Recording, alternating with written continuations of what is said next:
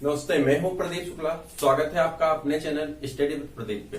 दोस्तों, जैसा कि आप लोग जानते हैं कि यहाँ पे लिखा गया है कि आपको सामान्य विज्ञान की क्लासेस, आधुनिक इतिहास, उसके बाद संविधान, भारत तथा भारत का मध्यकालीन इतिहास, भारत का प्राचीन कालीन इतिहास, भारत का भूगोल और भारत विश्व के भूगोल के बारे में और करंट अफेयर संडे को, इन श्रृंखलाओं का मतलब आप समझ पा रहे हैं कि यूपी लेखपाल का जो आपका कोर्स स्टार्ट किया गया है, इसी श्रृंखला में हम लोग उसे पढ़ने वाले हैं। सबसे पहले जिसको हम स्टार्ट करने वाले हैं उसका नाम है जीव विज्ञान। फिर उसके बाद हम लोग पढ़ेंगे रसायन विज्ञान और फिर उसके बाद भौतिक विज्ञान। इन तीनों विज्ञान को खत्म करने के बाद हमारी ये श्रृंखला आगे चलती जाएगी। यह कोर्स आपको ड्यू टाइम में आपको प्रिपेयर मिलेंगे, आपको पूरा कोर्स कंप्लीट मिलेगा जो टाइम आपका लेखपाल पेपर से पहले क्लियर। आपको इसमें पॉइंटेड नोट्स भी दिए जाएंगे, जो पॉइंटेड नोट्स आपको पढ़ने में या समझने में कोई दिक्कत नहीं होगी, जिस क्वेश्चन को रट करके आप डायरेक्ट पेपर में बैठ सकते हैं। समझ विकसित करने के लिए क्लासेस आपको रन कराई जा रही हैं। रटने के लिए और जो जानने का मैटर होता है उसके लिए आपको पॉइंटेड नोट प्रोवाइड कराए जाएंगे, जो आपको आसानी से पढ़ करके आप उस श्रृंखला का लाभ उठा सकते हैं। क्लियर। तो चलिए स्टार्ट करते हैं आज का पहला वीडियो, और मुझे उम्मीद है कि आपको बहुत मजा आने वाला, बहुत कुछ समझ में आने वाला है। तो सबसे पहले बात करते हैं जीव विज्ञान की और इसके महत्ता की बात करते हैं। जीव विज्ञान की बात कर लें। जीव विज्ञान, तो जीव विज्ञान नॉर्मली जीव विज्ञान इसे कहते हैं बायोलॉजी। ठीक। अब इसमें हम लोग करते हैं जीवों का अध्ययन। विज्ञान की वह शाखा जिसमें हम लोग जीवों का अध्ययन करते हैं, लिविंग थिंग्स का अध्ययन करते हैं, उसे हम लोग क्या कहते हैं? बायोलॉजी कहते हैं। ठीक है। अब बायोलॉजी टर्म किसने दिया, बायोलॉजी कैसे आई, बायोलॉजी, इन सब चीजों के बारे में हम लोग आगे सब कुछ एक एक पॉइंट कभी कभी वक्त आता रहेगा उसको डिस्कस करते रहेंगे। काम की बात करते हैं तो बायोलॉजी में आपने जो देखा होगा यूपीएससी के परीक्षा पॉइंट ऑफ व्यू से, तो यहाँ से कुछ चैप्टर बहुत इंपॉर्टेंट है, जैसे विटामिन, मिनरल, ठीक है, कार्बोहाइड्रेट, फैट, प्रोटीन। उसके बाद अगर आप बढ़ जाते हैं, इन सब प्रश्नों पूछे जाते हैं कि 1 ग्राम प्रोटीन खाने से कितनी कैलोरी ऊर्जा मिलती है, 1 ग्राम फैट खाने से कितनी कैलोरी ऊर्जा मिलती है, इत्यादि क्वेश्चन पूछे गए हैं।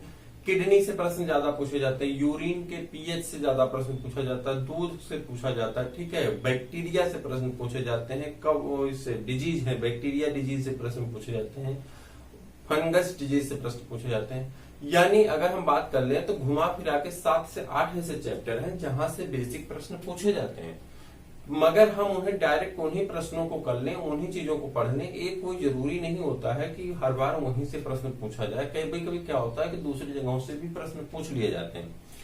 तो हम लोग जीव विज्ञान को एक श्रृंखलाबद्ध शुरू करेंगे और ज्यादातर हम उसकी समझ को विकसित करेंगे, उसको जानने की कोशिश करेंगे, क्योंकि हम जानते हैं कि हमसे जुड़ने वाले समस्त लोग, जो लोग भी जुड़े हैं, वह सिर्फ यूपी लेखपाल का ही पेपर नहीं देंगे, बल्कि उसी के साथ वो यूपी पीसीएस का भी पेपर देने वाले हैं, यूपीएसआई का भी पेपर देने वाले हैं, और बहुत तो ऐसे हैं जिन्हें सीटेट और यूपी टेट का भी पेपर देना है।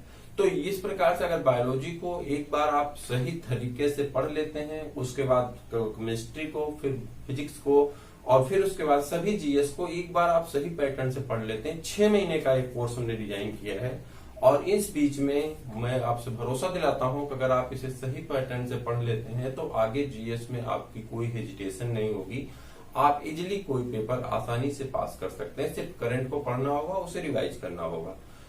तो जो श्रृंखला हमारी, हम इस श्रृंखला को कैसे पढ़ेंगे, इसके चैप्टर की बात कर लेते हैं। सबसे पहले हम लोग कोशिका के बारे में पढ़ेंगे, फिर इसके जैसे सेल से क्या बनता है, टिश्यू बनता है, ठीक है, यानी कोशिका से ऊतक का निर्माण होता है। कोशिका शरीर की सबसे छोटी संरचनात्मक और क्रियात्मक इकाई है। तो जब सबसे छोटी संरचनात्मक और क्रियात्मक इकाई है तो हम इसी से स्टार्ट करेंगे। कोशिका पढ़ेंगे, इसमें पढ़ेंगे प्रोकैरियोटिक कोशिका क्या होती है, यूकैरियोटिक कोशिका क्या होती है, प्रोकैरियोटिक कोशिका के कौन कौन से उदाहरण होते हैं, इन्हें प्रोकैरियोटिक कोशिका क्यों कहते हैं, इन्हें यूकैरियोटिक कोशिका क्यों कहते हैं, प्रोकैरियोटिक कोशिका में बैक्टीरिया का फंक्शन क्या होता है, बैक्टीरिया की बॉडी में पाए जाने वाले थैलेकॉइड का क्या काम होता है, मेजोसोम का क्या काम होता है, ठीक, साइनोबैक्टीरिया किसे कहते हैं, आर्की बैक्टीरिया किसे कहते हैं, ब्लू ग्रीन एल्गी किसे कहते हैं, इन सब चीजों के बारे में समझते हैं। फिर उसके बाद हम लोग पढ़ेंगे यूकैरियोटिक कोशिका। यूकैरियोटिक कोशिका में पादप कोशिका में क्या विशेष अंतर होता है, किस जंतु कोशिका में विशेष अंतर क्या होता है, तारक क्या होते हैं, माइटोकॉन्ड्रिया क्या होती है, राइबोसोम क्या होते हैं, ठीक, इन सब चीजों के लाइसोसोम क्या होते हैं, एंडोप्लाज्मिक रेटिकुलम क्या होता है, इनके उपनाम पूछ लिए जाते हैं, इनको पढ़ेंगे। कोशिका, जब बहुत सारी कोशिकाएं आपस में समान संरचना, समान उत्पत्ति, सामान्य कार्य की कोशिकाएं होती हैं, जब सबके समान कार्य होते हैं तो वह कोशिकाएं आपस में कोएगुलेट कर जाती हैं, इकट्ठा हो जाती हैं, जुड़ जाती हैं, उसे हम लोग ऊतक कहते हैं। तो ऊतक का फॉर्मेशन हो जाता है जिसे हम लोग टिश्यू कहते हैं। ऊतक के बाद हम आगे बढ़ते हैं तो आर्गन बनता है। आर्गन मतलब होता है अंग, और जब यही ऊतक होते हैं तो ऊतक सब मिल करके किसका निर्माण करते हैं, अंग का निर्माण कर लेते हैं। और अंग के बारे में हमको बहुत नहीं पढ़ना है, बस अंग के बारे में हमको सेंसरी आर्गन पढ़ने हैं। 5 अंग पाए जाते हैं आपके बॉडी में जिसे सेंसरी आर्गन कहते हैं।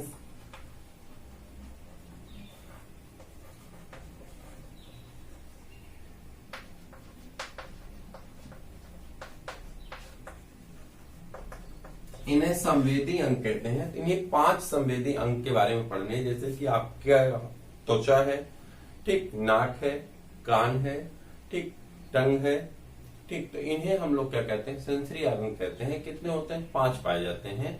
तो इनका नाम आप फिर से बताएंगे एक बार। क्या होता है, त्वचा होता है, ठीक। दूसरा क्या होता है, आपका नाक होती है। तीसरा क्या होता है, जीभ होती है। चौथा क्या होता है, आंख होती है। और 5वां क्या होता है, कान होता है। 3 सेंसरी आर्गन के बारे में पढ़ेंगे, मोस्टली इसी को पढ़ना है। फिर उसके बाद आर्गन से बनते हैं आर्गन सिस्टम। आर्गन सिस्टम मतलब जैसे आपने सुना होगा पाचन तंत्र, श्वसन तंत्र, ठीक है। और उसके बाद स्केलेटन सिस्टम यानी बोन का सिस्टम पढ़ना है आपको। इन प्रकार के पाचन तंत्रों से लेकर के सभी तंत्र जो हैं हमारे बॉडी में लगभग 9 पाए जाते हैं।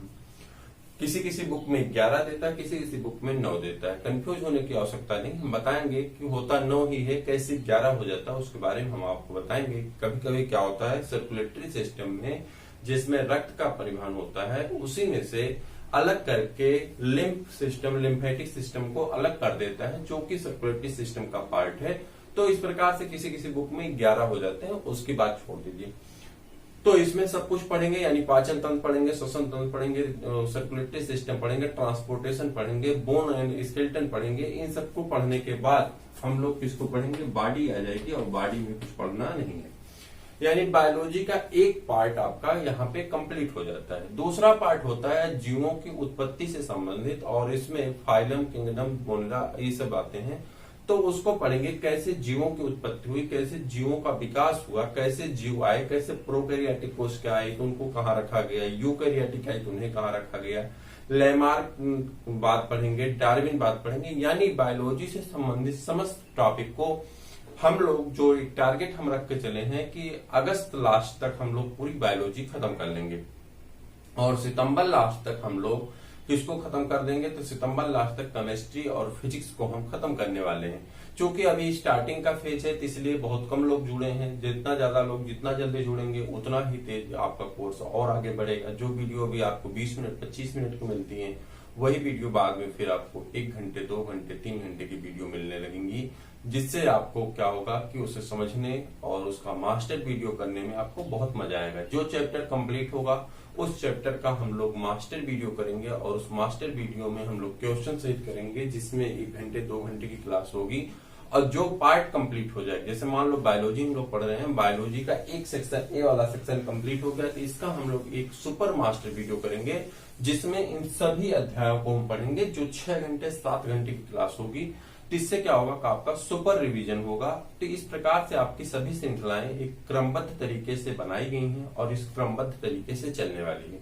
बस इसमें एक ही चीज आपकी चाहिए, आपका सपोर्ट चाहिए, आपका प्यार चाहिए, आपका साथ चाहिए, जिसमें हम आपके लिए, आने वाले भविष्य के लिए, बहुत सारे बच्चों के लिए अच्छा काम कर सकते हैं। तो आपका थोड़ा सा सपोर्ट साथ मिलेगा तो एक आगे बढ़ सकता है।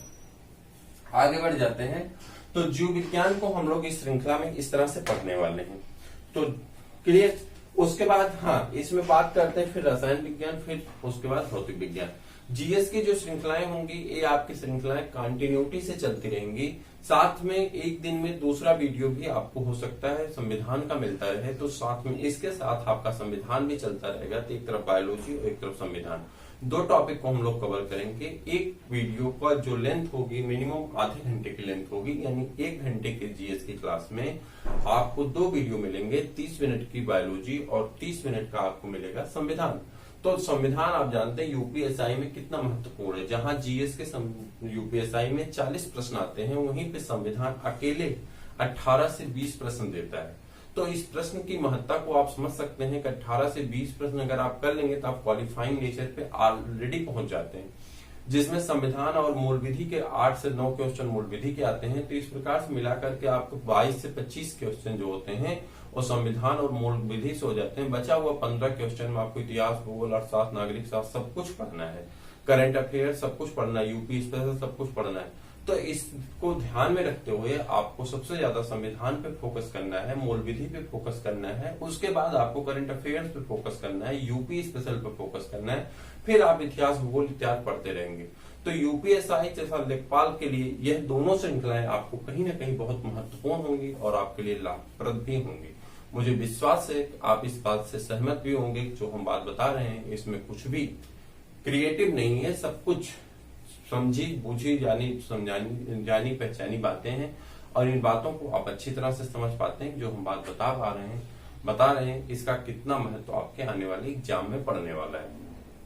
अगर हम टेट की बात कर लें विज्ञान वर्ग वालों के लिए, बीएड के एग्जाम की बात कर लें विज्ञान वर्ग वालों के लिए, तो आप जानते हैं 30 प्रश्न डायरेक्ट विज्ञान से पूछे जाते हैं, जिसमें बायोलॉजी, फिजिक्स और केमिस्ट्री तीनों पार्ट से प्रश्न पूछा जाता है।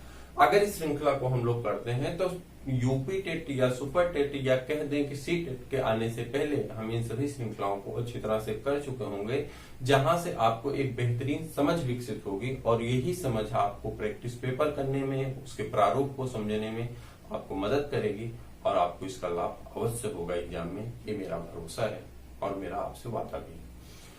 तो इस वीडियो को स्टार्ट करें इसके पहले